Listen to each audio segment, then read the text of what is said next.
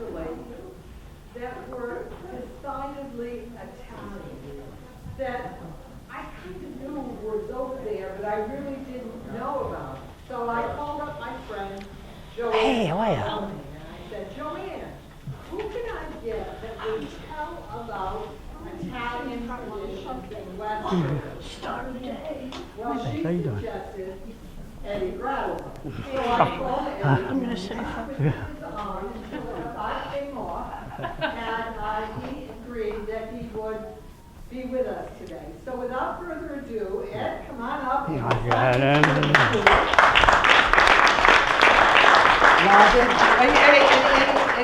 Eddie. Okay, got to turn that on. Your technology and I don't. He's still got his index cards. All right. I can get And okay, all right.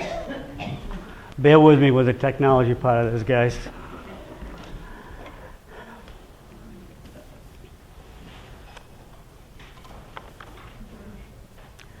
Buongiorno. Benvenuti a tutti e tante grazie per venire qui oggi per questa presentazione. Let me give you a translation. Hello, welcome everyone, and thank you for coming today for this presentation. I promise you that the rest of the lecture, will be in English, but I kind of wanted to set the tone with the Italian. Today we're going to be talking about Italian traditions in Westerly. The Italian immigrant arrived here probably the late 1800s, early 1900s. That was that window when the majority of Italians left Italy and came to live here in the United States. And so these traditions that we talk about are over 100 years old. So some of these traditions, they're still alive and well. They survived the test of time. Other traditions, still exist, but they've been modified or changed in some ways. And unfortunately, some of these traditions, no longer exist. The first little brief history or geography of Italy. Most people recognize, this is the map of Italy. You say, well, everybody knows that because of its unique shape. What other country has a boot kicking an island? And even the poorest student of geography is able to recognize the country of Italy because of its unique shape. There are 20 regions in this that make up this country. These regions would be similar to our states. Each one of them has a capital. All right. There are differences with these regions. For example, there are like 50 states. Now, we have differences with our states. For example, California compared to Alabama, Alabama compared to the United States. So there are some differences with our states, but these differences are they have greater differences with these regions in Italy. There are 20 regions altogether, as I said before. Each one of them has a capital. The country itself is probably about the size, a little bit bigger than the state of California. There are 64 million people that live here. And that combined with the fact that usually the population doubles in size every year with the number of tourists that visit the country. So you're talking a very busy country. The Italians that settled here came from a region called Calabria. A small town in Calabria called Acri. Acri is in the province of Cosenza, which is in Calabria, which is in Italia. So this would be similar to Westerly, which is in Washington County, which is in in Rhode Island, which is in the United States. The original settlers that came here, the early 1800s and 1900s, there were differences with these regions. For example, in Calabria, okay, or most of southern Italy, they want to eat their pasta, okay? And the northern part of the country, they would rather have polenta, okay? There are definite differences between southern Italian cooking and northern Italian cooking. The southern Italians tend to use more olive oil in their cooking. The northern Italians tend to use more butter because of the French influence or whatever in the area. So not only is there a difference in cooking, there's also a difference in some of the customs that exist. The biggest difference with these regions is the language. Okay? Each one of these regions has its own way of speaking Italian. So you have the dialect of Calabria, the dialect of Piemonte up north, the dialect of Toscana right in the middle. And these dialects, there's such a difference with these dialects that a person from Calabria would never be able to understand a person from Piemonte speaking in his dialect. Okay? Now, why do we have all of these differences with these regions? Big thing is that the country wasn't united until 1870. So as a country, Italy is younger than we are. Okay? So this contributed to all of these differences, okay, with the different cultures. Most Italians today, okay, are bilingual. Okay, they speak, okay, more than one language because they had to have an official language of the country. All right, the country's united in 1870. Okay, what kind of unification do you have? All right, when they can't understand one another. So they needed to, okay, have a dialect, okay, or a mother tongue or a official Italian of the country. Now, this caused some debate. Okay, naturally, with the Italians, there's always a debate. Okay. It was finally decided that this region of Toscana would become the official dialect of the country. So why is that? One of the reasons was there was a writer called Dante Alighieri who wrote, okay, a famous work like Divina Commedia. Dante broke away from the old tradition of writing, usually works were written in the Latin or the Greek because those were the languages of the literate. Okay, you would never write anything, okay, in the vernacular, the spoken language of the people. Dante broke away from that tradition with his Divine Comedy. What he did is he wrote it in the vernacular, which would be the dialect, okay, of Toscana because he was born in the city of Florence. He's usually referred to as the father of Italian literature because he set the stage. So writers that followed were Boccaccio with his Decameron. This is a similar setup to what you have with Chaucer's Canterbury Tales. There was another writer, Petrarca. So once Dante set the stage, the other writers, okay, followed suit. So that was one of the reasons that the Tuscan dialect, okay, was chosen. Another reason is that region of Toscana was run by a family called the Medici. Okay? Medici were bankers, and they were pretty smart bankers. Okay? They made a lot of money. Okay? So they needed something to do with their money, and they were big patrons of the arts. Okay?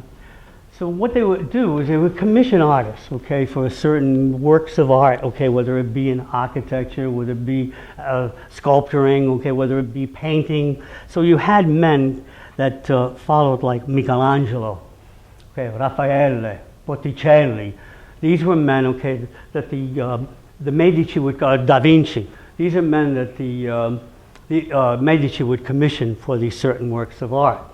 So as a result of this, of these reasons, the Tuscan dialect became the official dialect of the country. Most Italians today are bilingual. All right? They speak not only their dialect, they usually grow up with this as children. All right? Grandparents, parents, okay, whatever. Then, okay, they learn the official language of the country. So all communication in the country is with the Tuscan dialect. Radio, TV, social media, everything is done in the Tuscan dialect. So majority, as I said before, of the Italians are bilingual. The original settlers that came into this area basically just spoke Calabrese. All right? the country had just been united in that window of 1870, okay, to the early 1800s, to the late 1800s to the early 1900s, that window. They didn't have much of an opportunity to learn, okay, the Tuscan dialect. Plus, communications in those days wasn't the greatest in the world. Okay, we didn't have the internet, we couldn't turn on a TV. So as a result of that, naturally, the majority of them just spoke Calabrese. So they brought this Calabrese with them when they settled in the Westerly area. The interesting thing is that the Calabrese spoken in Westerly is not true Calabrese. I will refer to it as Calabrese-ish, okay? Because it's a combination of both Calabrese and English, okay? So you wind up with expressions like "and nice," "opakabuk," okay, "and go po roof," on top of the roof, okay. So there's a combination both of the English and the Calabrese coming into play over the years. This occurred with most immigrant populations. Okay, the Polish, the Germans, the Spanish. All right, the combination of both of these. Best example of this in the United States is the border between Mexico and the United States. They actually have a language there they call Spanglish. Okay, because in that case you have a combination of both the Spanish and the English. Interesting story. My mom goes to Italy. My mom spoke Calabrese. She had to learn Calabrese in order to speak with her parents. They didn't speak English. All right? And what happens, she goes and visits an aunt that was still living then.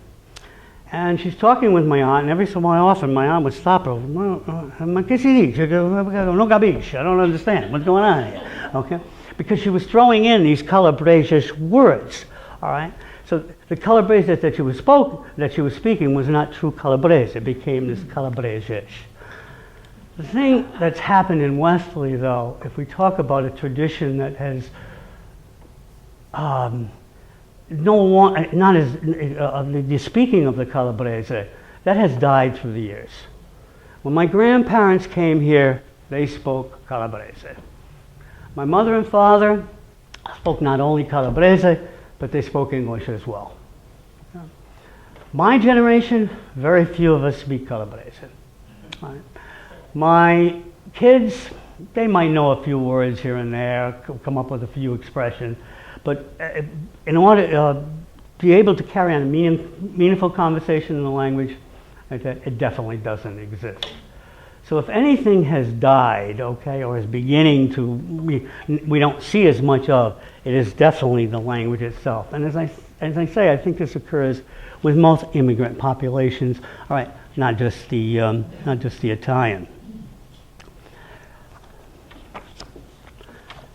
The one thing that has lasted in Westerly is food. Okay? Everybody loves to eat. Okay? It is said that most people eat to live. The Italian lives to eat. Okay? To the Italian, all right, eating is an event. Okay? It's something that should be enjoyed. All right? Why rush through food? This is the best time of the day to be with family, to talk, okay, whatever. All right? So food is definitely a tradition that has lasted here in Westerly. And the one food, and I think you'll all agree with me as far as Westerly is concerned, is la soppressata alla calabrese, better known as soupy. Okay? I think, and again this is my own opinion, that they make more soupy in Westerly than they do in Acre. Because the soupy today is not only made by Italians, but non-Italians as well. All right? And it's only made by the Calabrese. Cross the Pawcatuck River. Majority of Sicilians from the town of Tusa, it's in the northern part of the island, came and they settled in the Pawcatuck area. Of course, you had the Berlin Wall in between, okay, between Sicily, okay, and Calabria. An interesting aside, all right? My uncle married a Sicilian girl. He was Calabrese. She was Sicilian. So when he was engaged to this girl, people would be coming up to my grandmother and saying, you know, she's a nice girl, but, you know, can't she find a nice Calabrese girl? Well, I think he made the right choice because the marriage lasted over 50 years. Okay? But again, there was this little rivalry, okay, between regions. And again, the country wasn't united until 1870. So naturally, these little rivalries, I think, definitely existed. The Italian, when you ask him, where did you come from? He will not say Italy right away. Okay? I come from Acre. I come from Naples. Then I come from Calabria. Then I come from Italia. Okay? Ask an American that goes over there, and the first thing they usually say is, I'm from the United States or from America. America to the rest of the world is just the United States. Okay, Canadians are Americans, okay, Argentinians are Americans, but again, as far as the rest of the world is concerned, when you say America, you're just referring to the United States of America. So they're more inclined, again, to do their paese first, okay?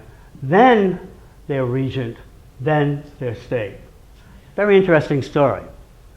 Italy won the World Cup in 2006, the Soccer World Cup. All of a sudden, everybody was Italiano, okay? And recently, I believe Italy won the European Championship, okay, for soccer, I believe in 2020. And again, now everybody is Italiano. But for the most part, when they talk about where they come from, they're more inclined to go with their paese first.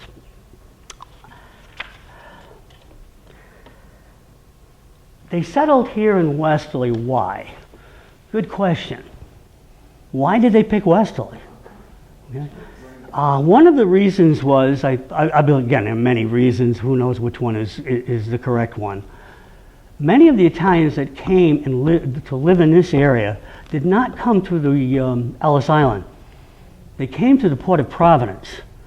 I've been looking for records, okay, because I wanted to know I'm almost positive my grandmother came to the Port of Providence and not, okay, Ellis Island. There's a period of history there, okay, with the Port of Providence where they lost the records. So they really don't know.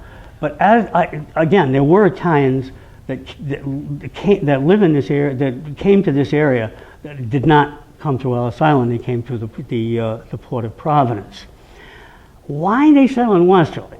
Again, the Port of Providence is closer to Westerly than Ellis Island. Okay, that might be one reason. The other reason was I think they didn't want to. They wanted a small town. They wanted to produce another Acre here, or transplant another Acre. They wanted to transplant another Tusa. All right. They felt familiar. Okay, people spoke their language. They had the same customs. All right. Luigi, who lived down the street when he was on Acre, now can come and live with me, okay, in Westerly. And there were opportunities here in Westerly. All right, you had, the factories, you had the quarry industry. Okay, many of the Italians, okay, that settled here actually wound up, okay, working in the quarry industry, and they were able to help one another to assimilate into this new culture. Okay, there's this different language. Okay, there's different customs. All right. So the assimilation process that took place, I think they were able to help one another to make this a reality. And as Luigi and his brother came here, then his friend Pasquale, who used to live down the road, he decided to come too, and the thing just, I believe, snowballed from there.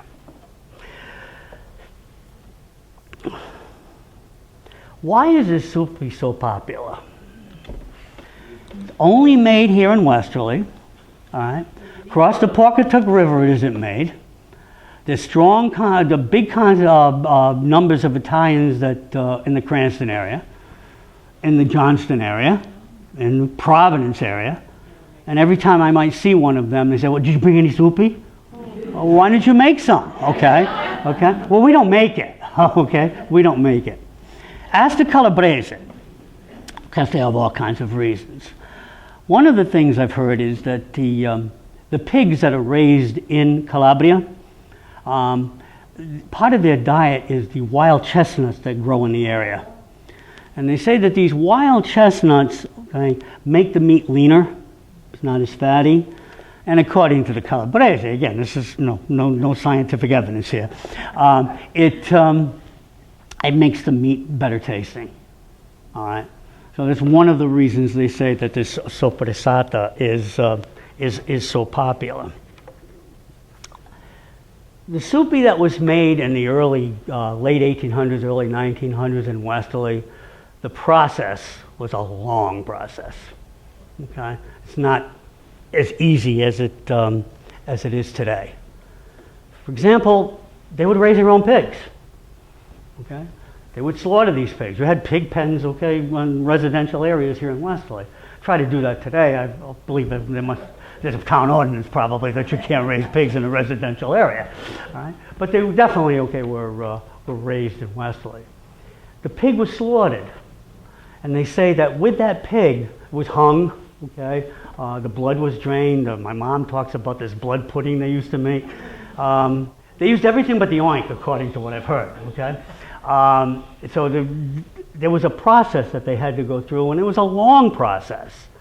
And you would have a party while this was going on. There would be food. There would be family and friends coming together to help out, because now the pig, okay, had been slaughtered. So Italians made a party. They make a party sometimes out of everything. For example, my grandmother tells me stories about how when they first made the soupy, they couldn't even afford a meat grinder. Right? So the meat was cut into little fillets. It would be cut one way and then cut another. And that's the way they would grind the meat. Okay? The filling of this soppressata, I still have it. It's a funnel. Okay? And after the meat was mixed, it would be rolled into little balls, stuffed into the funnel. And the other end of the funnel, okay, would have the casing. And this is how they would fill them. Right? So the process itself definitely was quite tedious and definitely took some time. Then they graduated. Okay, they were able to afford a meat grinder. Oh boy, here we go. All right, and that would grind the meat for them. And then there were attachments that would be placed on this grinder, okay, in order to fill this soppressata. Today things have gotten even a little easier. Okay, we now have buttons to press. Okay, we can grind the meat just pressing the button. Okay, we can fill it. Okay, sometimes they have foot presses or whatever. We can fill it. All right, we don't have to go through this tedious process that once existed. Some people, majority of people now that buy the meat from the store, they have it ground for them. Okay, they don't even grind it themselves anymore. They don't only have it ground, okay, some people are even lazier than that. Okay, they have it mixed for them. They give them their recipe, they mix it for them, and then all they really do is fill it. Now, everything but the oink. So the soupies would be filled with a pig casing. All right? They had trouble with the pig casings. They were thin, and they tended to break quite a bit. My grandmother never swore, but she had a few choice words every time they would break. Okay, what they did is they went from these pig casings now to cow casings because they tended to be thicker. They still broke, but not as much as they did when you use the pig casing. Some people have even gone a step further now. They don't even use these natural casings anymore. All right? They use a synthetic casing. This would be something similar to as if you saw a piece of stick of salami, all right, with that kind of a casing on it, and it would be held together with metal clips on the end.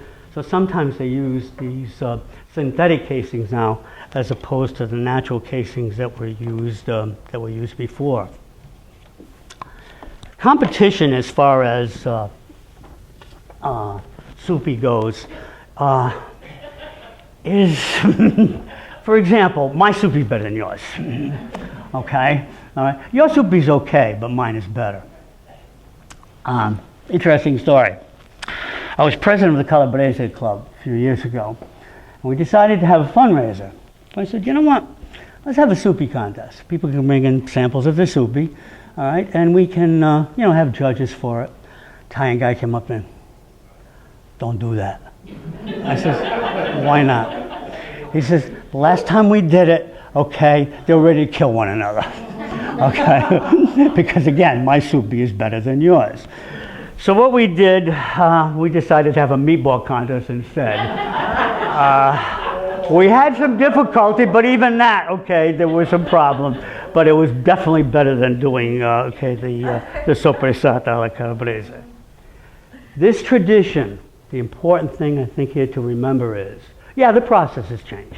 Okay, it's definitely a lot easier to do now. But the idea of having food, family and friends, doing this task of making the soupy is still a celebration. Okay, I'm still with my family. We're eating some good food. We're enjoying each other's company. That's the main thing, I think. Okay, the making of the soupy is secondary. Bottom line, the making and eating of soupy is still alive in Westerly, Rhode Island. It definitely hasn't died. Another tradition that I think hasn't died, and if anything, I think it's gotten even bigger than it was originally, is the winemaking. Again, done both by Italians and non-Italians as well. Again, the process has gotten better. The process in the beginning, okay, was definitely more tedious. To give you an example here, that's the soppressata. These, I took these, okay, John Tedeschi, he's an artist, okay, or an art teacher at Westerly High School. He did this with these students, and this is one of them, okay, the soppressata. I have others I'm going to show you as the presentation continues. You can see them, it's that stone building between Big M, okay, the market there, and the old police station.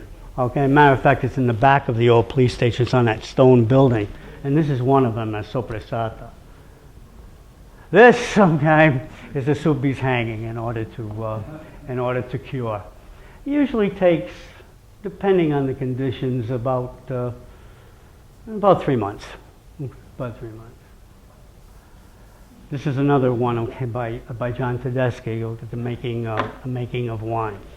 As I said before, the process has gotten easier, less time consuming, but wine is definitely still made, and I truly believe that there are more people that make it now than originally, the original immigrants that came here. First of all, there are more people to begin with. Okay, there weren't as many people in Westerly as there are now. This process, as I said, has changed. Yes, they did stomp on grapes.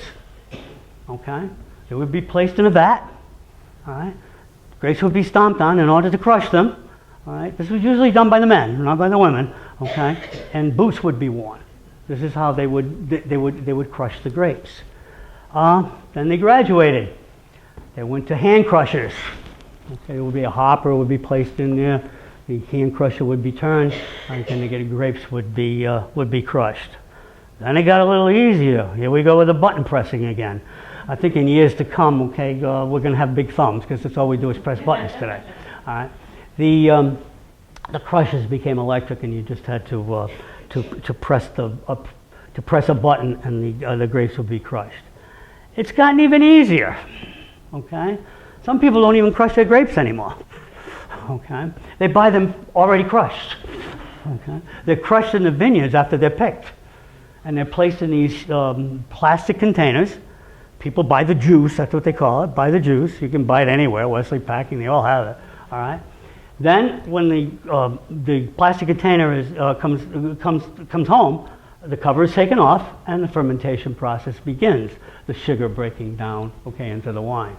So life gets easier, okay, all of the time. This is, okay, we're making wine, okay, this is some of my buddies. This is the wine press. Years ago, the wine presses would be made by hand. Okay, naturally, this is a bought one. And what it is, okay, you have a shaft there. You can see a pipe, okay, coming out. Okay, this would be, okay, around this particular, again, okay, right here, all right? And there would be a shaft there. There would be grooves in that shaft, and it would be turned, okay? Then there's a disc, all right? And this disc comes down and squeezes out the juice. But life gets easier, all right? They now have what they call bladder presses. What these are, something similar to this, okay, the same basket or whatever.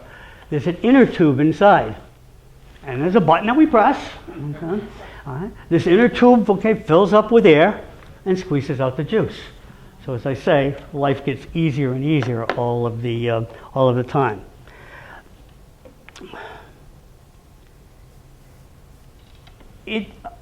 Talking about the winemaking, the soup making, those two things come into play again. People getting together, okay, family and friends, food, and actually celebrating life. All right. So winemaking, still very much alive and well in Westerly, Rhode Island. Another tradition in Westerly that is still pretty much part of the traditions that have survived is La Vigilia di Natale, or the Feast of the Seven Fishes. This is still very much alive and well in Westerly, Rhode Island. The families, they're not as large anymore, whatever, not all the family members get together, but they try to make every effort to be with one another for this particular feast. I would classify it as the meal of the year, as far as the Italian is concerned. It's a time that you need to be with your family. And, for the most part, I think that's true here in the United States. We do make every effort we can to be with family, at Christmas time. All right. Thanksgiving for the most part, but you do make that effort at Christmas. Easter, maybe. But the effort is made at Christmas to be with one another. Feast of the Seven Fishes. Why 7? Good question. The best answer I found for this is that it represents the 7 sacraments. Baptism, confirmation, whatever. And one of the fishes that the main fish is bacala, this salted codfish that's been dried. Now again, this was a tradition that started in the 11th century. The Catholic Church had a ruling that meat could not be eaten on a Friday or the eve before a holy day. All right. That ruling has now changed. But at that time, no meat on Friday. Now during Lent, that exists. But the rest part of the year, for the rest of the year, we don't have it. On a Friday or the eve before a holy day. La Vigilia, again, the family get together. We got to have food. What do? This bacala was the main fish that was part of the 7 fishes for this feast. Now it was dried and salted because in the 11th century they couldn't put it in the freezer. It didn't exist. So in order to preserve it, it was salted and dried. In Westerly, some of these specialty markets, Ritacos, Westerly Packing, you will see these huge sheets. They look like cardboard, and this is the bacala. And they will buy it ahead of time because they need to soften it up a little bit. It's soaked in water. And soaking it in water softens it up, and it also gets rid of all of this excess salt. And this water is changed every other day, every day, whatever. And as that process continues, the fish itself begins to soften, and it's not as, the salt has been taken out. And this is the main ingredient to start off the sauce, the bacala sauce. Capitone is an eel that's also popular, but again, 7 fishes. Now, some of these things I'll be talking about now as far as this feast is concerned vary from family to family. They're not God Almighty, so to speak, that you need to do this, this is the Italian way. The traditions, have developed through the years, in different families. My grandmother would have 13 dishes on the table, the 7 fishes, plus other dishes making 13. Believing, that it represented the 12 apostles, and, Christ himself. So that was a tradition in my family, my grandmother's family. Then again, some other families, might not do this, but it did exist in mine. The other thing with this feast, again, talking more with my family, eggs are played down. you don't use as many eggs for making of the different dishes for this meal. The egg should be played up at Easter time, okay, the rebirth and whatever. I mean, don't tell me, the eggs are definitely used, but the use of them with these different dishes is played down. Some of the fish, for example, that is fried, okay, was just in a flour batter. They won't even use an egg batter with it. They even go a step further, okay, the cheese, grated cheese, okay, placed on the macaroni, that's a no-no as far as the Southern Italian goes. If you have a dish, okay, a pasta dish, and it has some kind of a fish base to it, no cheese. All right? But go up north, they use cheese. Okay. But for this particular feast, instead of the grated cheese, they actually hollow out the bread, okay, and have a breadcrumb. They usually toast it, okay, so it crumbles up like a breadcrumb. And they have nuts on it, so that's mixed with nuts. So this is placed on top of the pasta in place of the grated cheese. You have to have a special pasta. Okay, come on, it's La Vigilia di Natale. You can't use any ordinary pasta. The pasta that is usually used is called vermicelli. Nice word. You know what it means? Little worms. Okay. It's similar to a thin spaghetti. Okay? In other words, it's a little bit thicker than a thin spaghetti. And when you buy it, it comes in a ball, something similar to an angel hair, okay, whatever. Okay, this would be the vermicelli. So I have to have this special pasta for La Vigilia. The expression for the Italian, as far as La Vigilia goes, is Natale con I tuoi e Pasqua con i voi. Meaning, okay, you have Christmas with your family. Natale con I tuoi. Pasqua, the feast of Easter, con i voi. Okay, whatever you please. But you make every effort you can to be with your family, okay, at Christmas. In our family, there was also another tradition with my grandmother.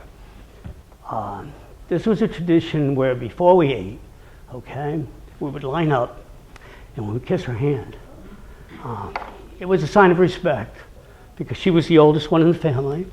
It was also a sign of, you can tell it brings back a lot of memories. And she was the one that had lived the longest. She was the one with the wisdom, supposedly. So as a sign of respect, this was done before the meal actually started, the kissing of the hand. Done in other Italian families?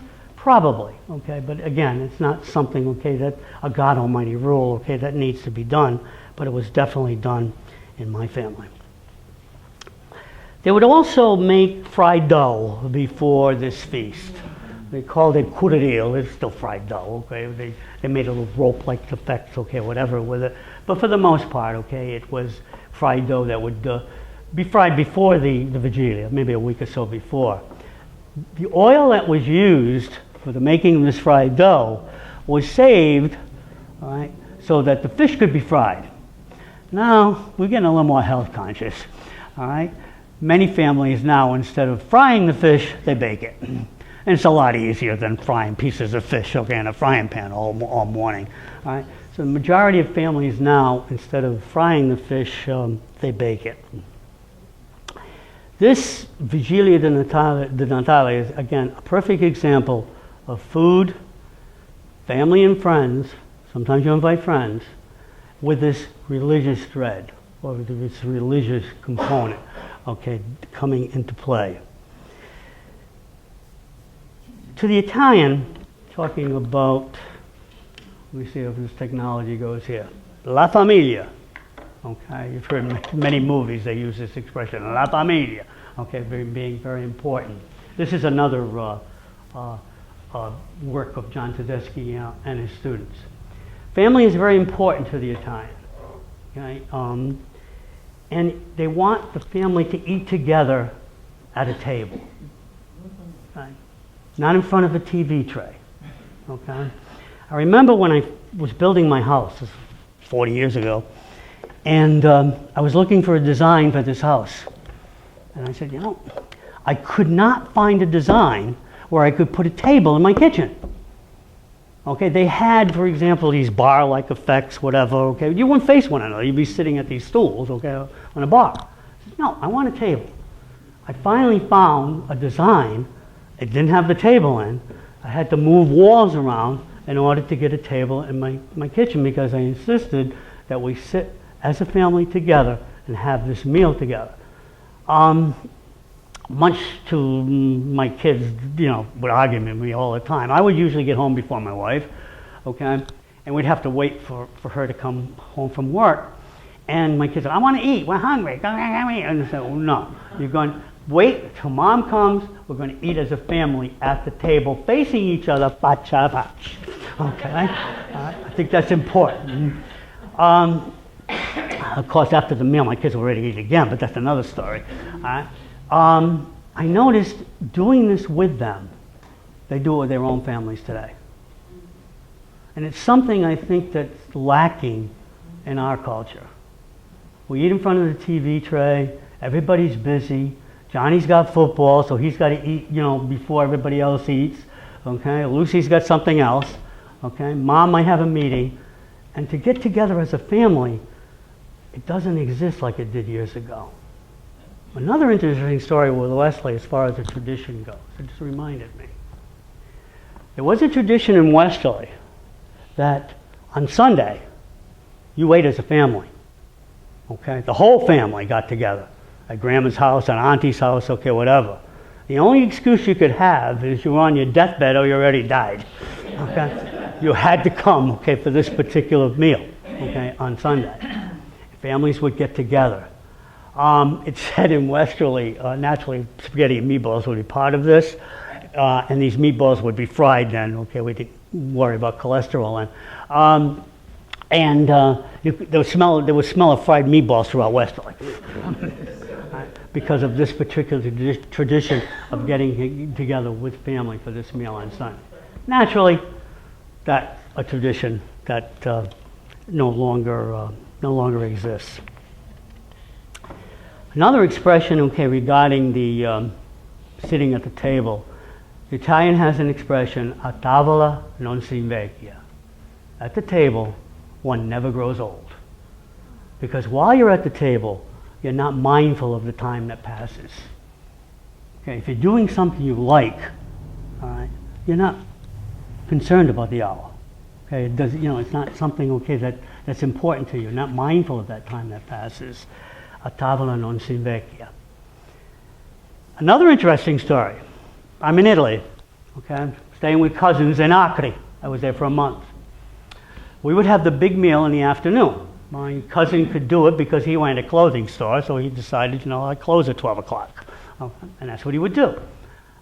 We would go home for this big meal. We would be at the table an hour and a half. My mom invites me, I wasn't married then. My mom invites me for supper when I came back. And we had supper. It lasted maybe, 20 minutes? So at the end of 20 minutes, I'm sitting at the table and everybody else got up.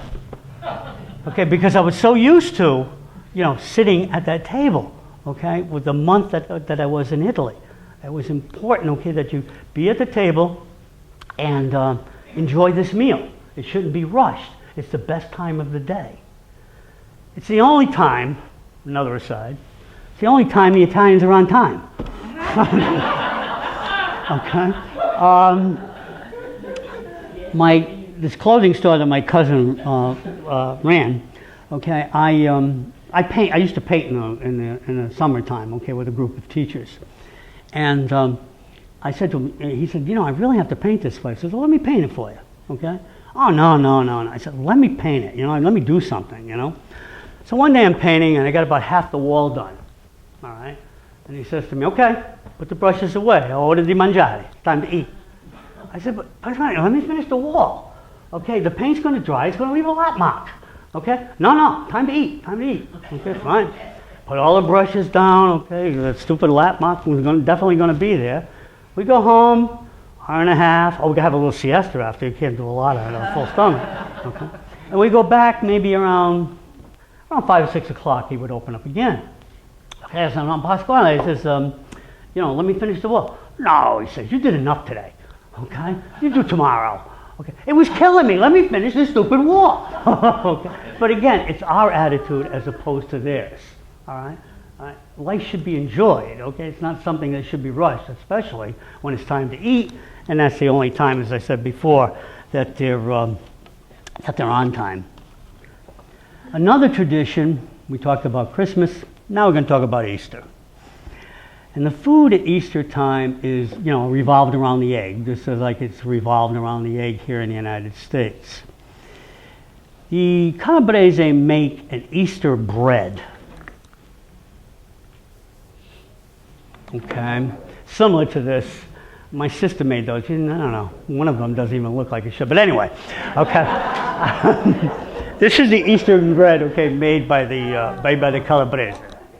The bread itself has more eggs in it, naturally, because the egg at Easter time is the symbol of rebirth. So the bread itself tends to be more yellow in color, okay, because of the number of eggs that is placed in the mixture. The other thing that is definitely Calabrese is they put an aniseed in here. Okay? Now the aniseed that you buy here in the States is basically it's a gray thing, gray aniseed. Matter of fact, they use the seed sometime in sausage, la salsicha. All right? This aniseed coming from Calabria is a black aniseed. It's got a liquish taste to it. All right. Any of you, because I drink it myself, black sambuca, all right, that liquishy taste, okay, that's what you have, okay, with this aniseed that is put in here. It's typical for the Easter. The dolls that you see there with the egg, again, here's where the religious thread comes into play. This is supposed to represent Christ as he lay in the tomb between Good Friday and Easter Sunday. All right? The doll and the egg, okay, that exists, that you see, that would probably be the head, and the rest would be the body of Christ himself. So there's some religious significance to this as well. The other thing, okay, is they make una frittata. Frittata in Italian translates, okay, an omelet. Frittare means to fry, and that's what they used to do years ago. They would fry this frittata. And it would be eggs and ricotta and mozzarella, and some soupy and maybe some sausage thrown in. And it was fried in a frying pan, okay? And, again, once it was all, once you had the frying pan and that one side had been done, you do that trick with a plate, Okay, every time I tried it was a disaster. Okay, but again, okay, this is what they would do. They do una frittata. Many of the Italians now, instead of doing a frittata like that, it's not a true frittata anymore because it's not fried, they bake it in the oven. Okay, it's not fried. I mean, it's still done, but most of the frittata breakfasts that they have around here now, they don't fry it, okay, they bake it. They used to make their own ricotta, okay? You would buy the raw milk, okay, from the farm and make your own ricotta. That's not done as much today. Most people now, okay, simply buy it. An interesting thing with some of these old Italian women, when they made the ricotta, okay, they would take the cream out first and a whey would be left. That whey would be placed on the stove. Some milk would be poured in there. It would be heated to about 90 degrees, okay? Then vinegar would be thrown in and the ricotta would come up, okay? Old Italians, some of them couldn't read, okay? They couldn't use a thermometer. They would stick their finger in, put the vinegar in. Okay, it's ready. It's ready. Guess what? They were right on all of the time of making, okay, this ricotta. There are other feast days, okay, that religious feast days that have special foods. St. Joseph's Day, right, the zeppole. Now, what is a true zeppole? Good question. Okay, it depends who's making it and what part of Italy you come from. Some are made with ricotta, some are made with cream, some are baked, some are fried, all right? But again, it's a zeppole is something typical for St. Joseph's Day. Another custom is, well, we have this special feast day of St. Joseph. Matter of fact, St. Joseph's Day in Italy is Father's Day. Okay. At St. Joseph's Day, we have the special day, but we're going to have a special pasta. Okay, so they use the dilettini, okay, the small tubular type macaroni, and an oil garlic sauce is made with it. All right, and this is called pasta con ceci. Okay, it's pasta, okay, with chichi beans. That's something typical for St. Joseph's Day. My grandmother would make it St. Lucy's Day, okay? It's usually made sometimes before Ash Wednesday, all right? So there was always an excuse for making pasta for a special religious holiday. The other feast, okay, that we didn't, that I haven't mentioned is the religious feasts in Westerly. Mount Carmel, Maria Assunta, which is in Pawcatuck. This is interesting, okay, as far as the Italian is concerned. There's a great deal of devotion to the Blessed Virgin Mary in Italy, okay, and her many titles. This Mount Carmel feast in Westerly is, we're celebrating our 95th year this year. Okay. The Maria Assunta one in Pawcatuck is, I think it's over 100 years old, about 104, 105 years old. So there's a great deal of devotion to one's spiritual mother. And that's carried down to one's earthly mother. The earthly mother for the Italian is the glue of the family. And you have expressions like Mamma mia, Madonna mia, Santa Maria. And it's used in many cases. I could say Mamma mia if I'm surprised, but just by the intonation of my voice. Mamma mia, okay? In other words, wanting my mother to know, look what's happening here, okay? It could be used in the sense of, I'm seeking help. Mamma mia, aiutami. Okay, help me, okay? I need some help here. And it could also be used in a sad situation. Okay? Mamma mia. Right? So just by the intonation of one's voice, but again, one's earthly mother, one's spiritual mother. There was a movie out years ago called Big Fat Greek Wedding. All right? They could have called it Big Fat Italian Wedding because, believe me, the cultures are similar, okay? The scene there, the girl is all upset. She comes up to her mother because the father's trying to control this wedding that she has. He wants to plan everything. So he goes, Ma, Dad's driving me crazy, okay? He's telling me the number of people I can invite, okay, how much money I can spend. She says, this is my wedding, not his, okay? He shouldn't be in charge, okay? I want to plan it. The mother goes, don't worry about it. She goes, but he's going to control everything. Don't worry about it. Your father thinks he's the head of the family. So we make him the head of the family. You're the head. No problem. All right? But one thing your father doesn't realize, he might be the head, but the woman's the neck. She controls the head. He controls the head. Expression in Italian. All right? Il marito comanda, ma la moglie controlla. Okay? The husband dictates or commands, but the woman controls. Okay? Definitely controls. As I say, I think, we say it's the glue of the family, the mother. I think the glue that the mother uses is her food. Okay, as far as the family goes. I hope you're going to feed us after. I'll go feed you. I mean, you were talking about food for an hour. I'm not done here. The Mount Carmel procession, there was a time, this procession is the longest one, okay, in Rhode Island. It's 3 miles long. There was another one in Bristol that's a little bit shorter, but they brag, okay, that they're older than we are.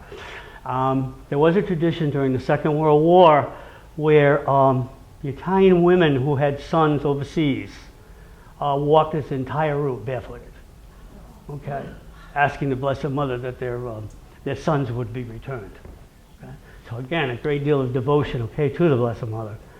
After this feast, after this procession, food, family and friends getting together to celebrate this feast of Our Lady of Mount Carmel. Other traditions that have some religious flavor to it.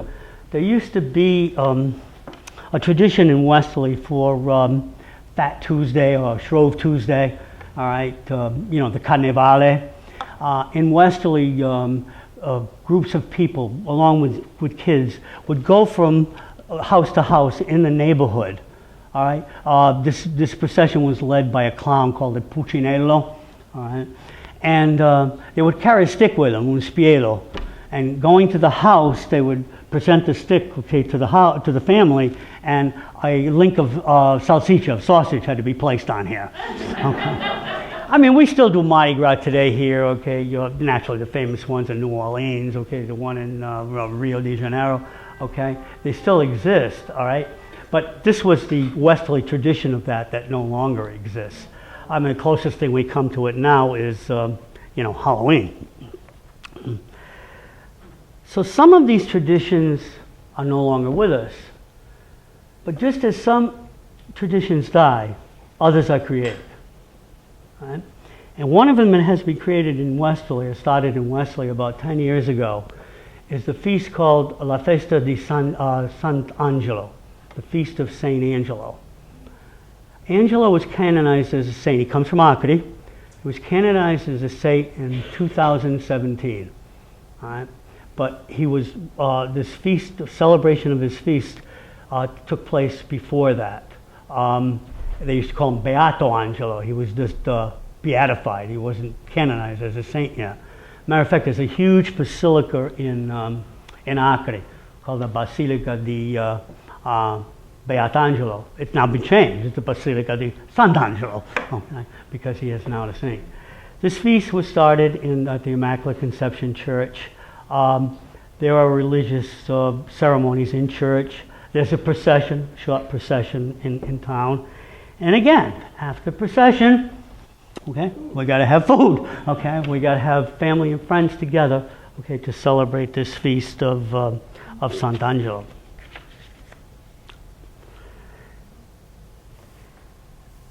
While I was preparing this presentation, there's a question that was coming to my mind. What would a presentation be like this 50 years from now? Okay? Would it be the same? Okay? And I thought about it and I think, I think it will. Okay? I think it will. Because there will still be some traditions that last. Well, let's face it, some of these traditions have lasted for over 100 years. Okay, what's another 50 in the sense of time? Okay? So I think they still last. There will be some, okay, that will be modified in some way. And unfortunately, there will probably be some that no longer exist. All right? But I really believe that we will still have these traditions in town. One of the things I think that needs to be done with any organization, all right, is you've got to get young people involved. Amen. Okay? Definitely got to get young people involved. Old fogies like myself are not going to be around forever. You need younger people to carry this torch for Mount Carmel, for the Dante Society, for Maria Assunta, or for any organization for that matter. Because if you don't have younger people to carry the torch, it'll die. It'll definitely die.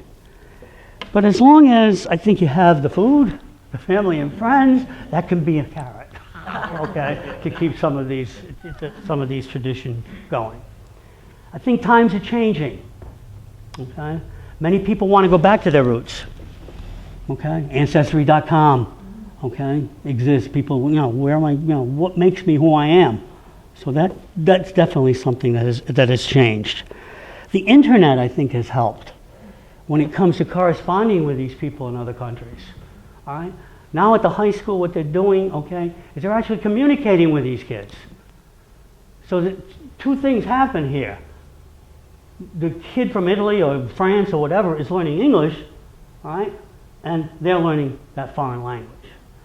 For too long in the United States, we have shied away from foreign language study. Now I'm going to get my soapbox, okay? We've shied away from language study. Everyone's going to learn English. Guess what? Many people in the rest of the world speak more than one language. Okay? We always thought everybody was going to learn English. And our approach to teaching foreign language was wrong. And I fought this for years.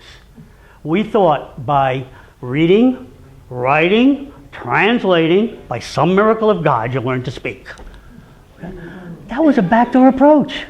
That's not the way you learned English. Why should it be the way you learn a foreign language, your second language? Okay, it's not going to work. All right?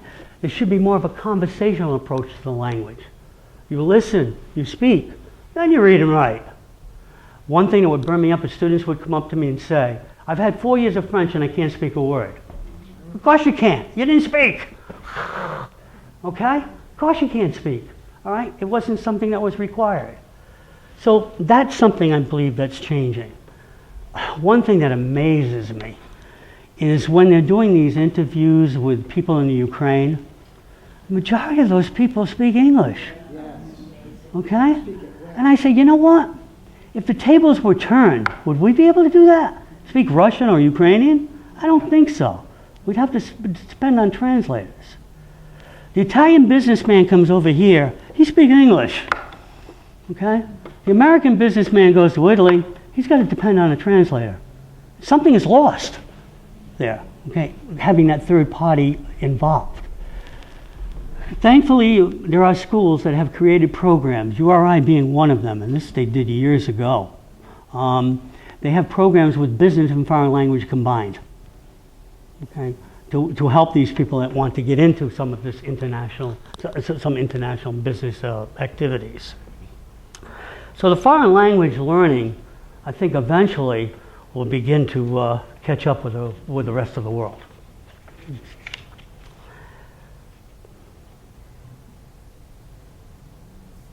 I truly believe, as I said before, that many of these traditions that have been brought by the Italians to this area over 100 years ago, I don't think they'll ever really die, as I said before. You have food, you have family, you have friends, okay? With that combination, I don't think they'll ever die. We have an excuse for eating, okay? We'll have a feast, okay, whatever, let's eat. Okay? Italians love to celebrate life. Okay? Life is too short. It should be enjoyed. We're not here that long. I believe, and again, I'm getting on my soapbox again, I believe the world has forgotten how to laugh. Okay? We've really forgotten how to laugh. Not that I'm making light of the world situation. There's a lot of evil in the world. Okay? There's always been a lot of evil in the world. It's not a perfect world. And I think every so often to live in this imperfect world, all right, we need a shot of laughter once in a while in order to cope with some of these things, okay, that exist, this evil that exists in the world. And I believe, okay, that that's a lesson that we can learn, all right, to live in this world that we have today. I have a video, okay, it's a short video that's going to kind of put everything I've said today in some capsule form for you. After this video, I'd be more than happy to answer questions or anything you might add. Believe me, I didn't cover all the traditions because there are many of them, okay, that you might want to add at the end of this video. Thank you. Drinking warm water before bed restores healthy blood sugar levels and eliminates type 2. You always get a commercial for us, YouTube.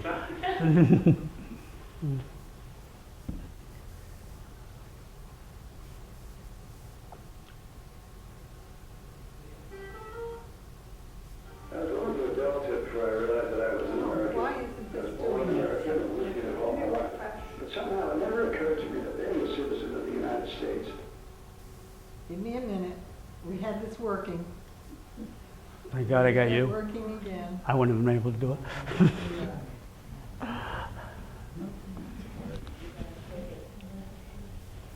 There you go.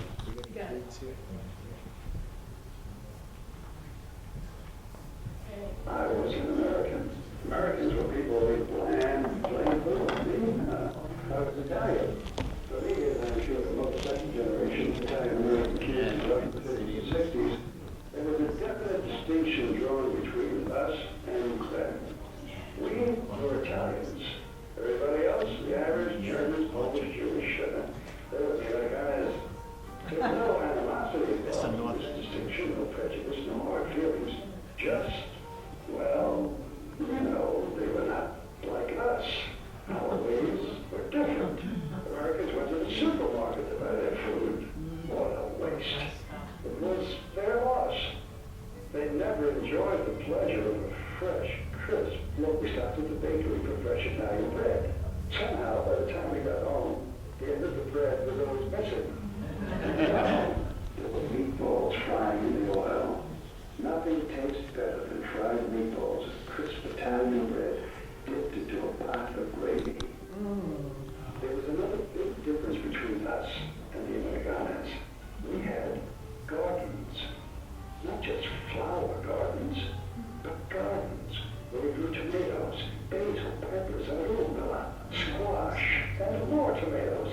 Of course, our gardens thrived as they did because we had something else our American friends didn't have.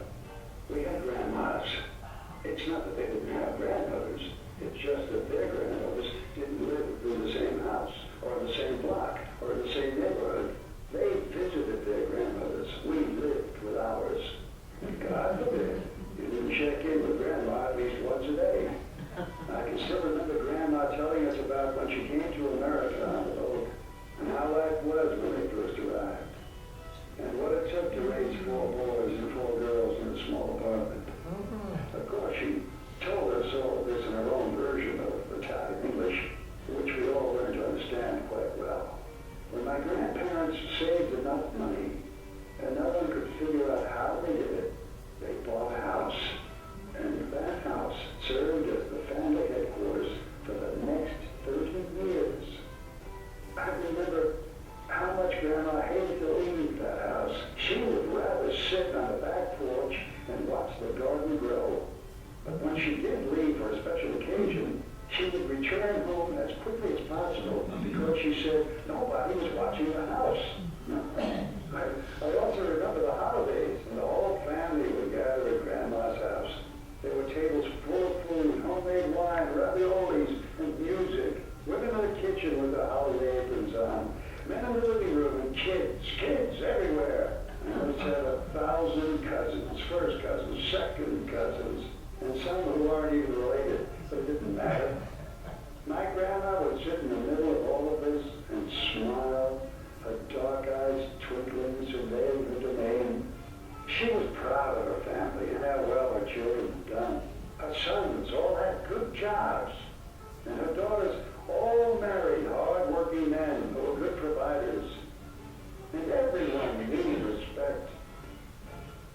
She had achieved her goal in coming to America, and now her children and her grandchildren were achieving their goals in this great country because they were Americans. When my grandmother died at a ripe old age, things began to change. Family gatherings were fewer, and something seemed to be missing.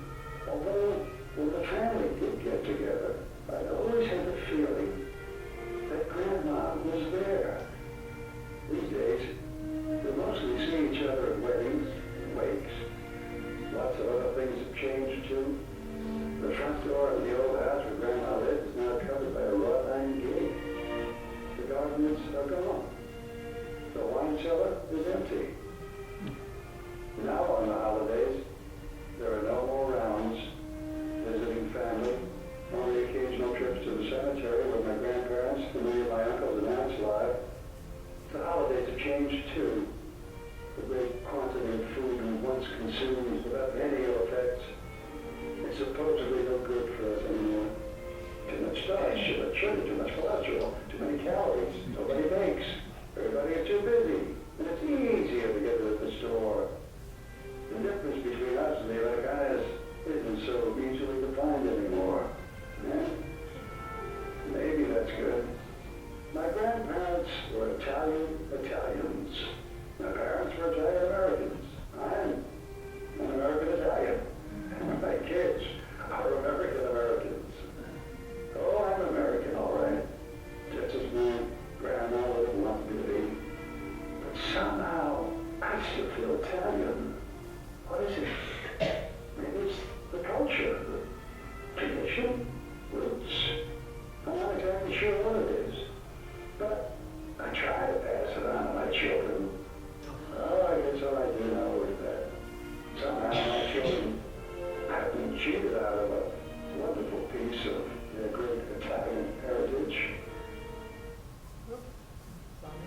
It's most of it. They never did my grandma.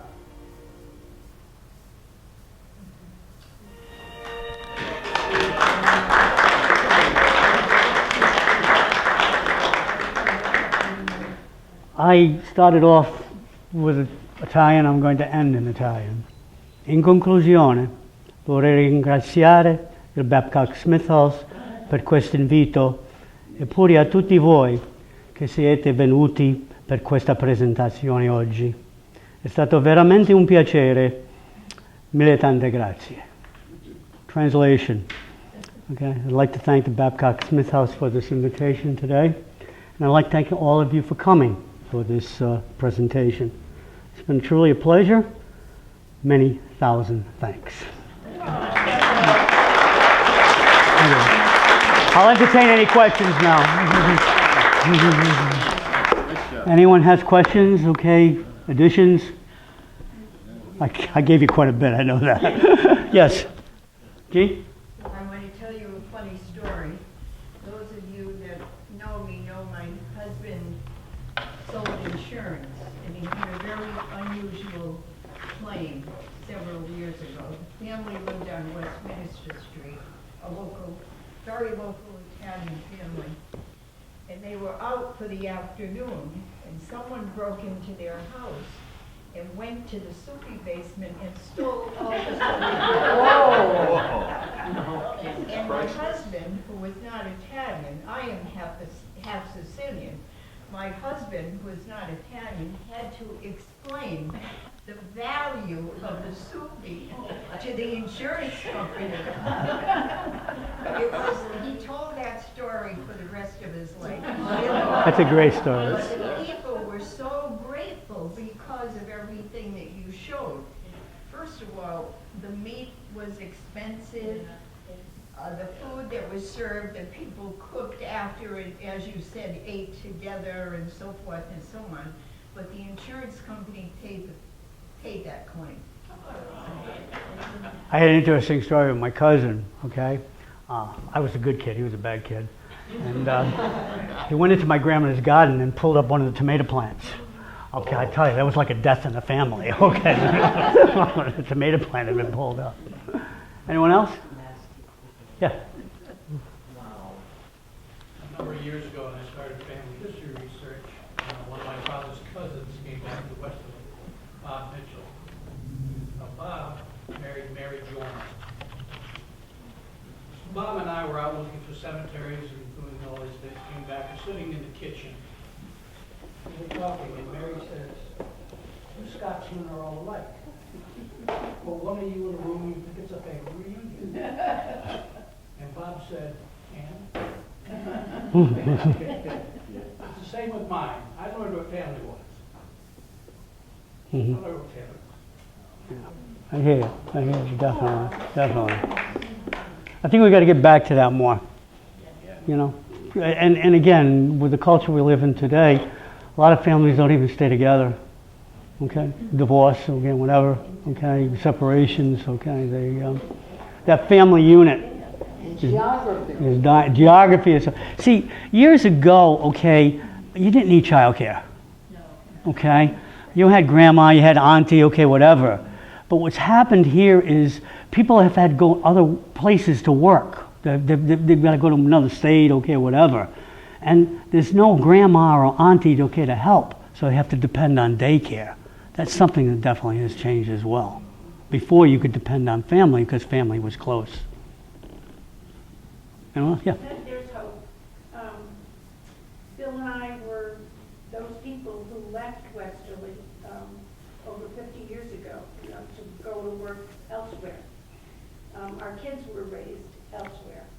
And 3 years ago, when we moved back to Westerly permanently, we noticed a phenomenon over these past few years is that our kids, I see my kids now more than I live here, because Westerly represents family to them.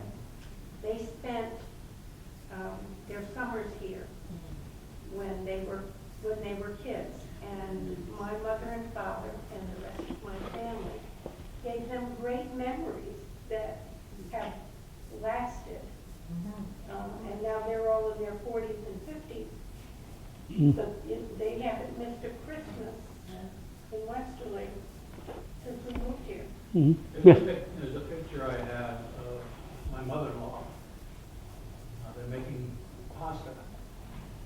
My mother-in-law is working with my daughter, with her daughter making the pasta. And over there is my kids. They're moved, they're working and all, and then my granddaughter. Turning here. She's Yeah. cranking it, and then she's Yeah. taking the whole thing. So it's all, the picture of the four of them in there doing that. Anyone else? Okay, yeah. Back in the late 1800s, early 1900s, many of the Italian immigrants that were here, they had that, they worked in the quarries and whatnot, in the stone cutters and the blacksmith shops and whatever they did, was Acre basically the same type of environment? That's a good question. No, they learned it here. Everybody thinks, okay, that they came here because they were stonecutters. Yeah. No, they learned to be stonecutters. It wasn't like the No, quarries no. that Correct. Many, the Acre itself, okay, they're shopkeepers, whatever. More agricultural, okay. Down south, okay, that southern part of Italy was controlled by a Spanish dynasty called the Borboni. And it included Sicily and a big part of southern Italy. And they did nothing but take from this part of the country. The majority of Italians that came here came from the southern part of the country, okay, in order to seek better opportunity, okay, better opportunity. I mean, you had the Papal States right smack in the middle, and the other parts of the country, okay, were controlled by all kinds of foreign powers. Okay. Well, thank you, Ed. It's Okay. been, Well, thank you, guys. Thank you. And those of us not of Italian descent can translate that to German, Dutch. Oh, definitely, English, all those things. definitely, yeah. So thank you all for coming. I hope you enjoyed your afternoon and will be frequent visitors at the Babcock Smith House Museum. Thank you. Thank you. Good job, Thank you. I don't know where that. I lose everything because I.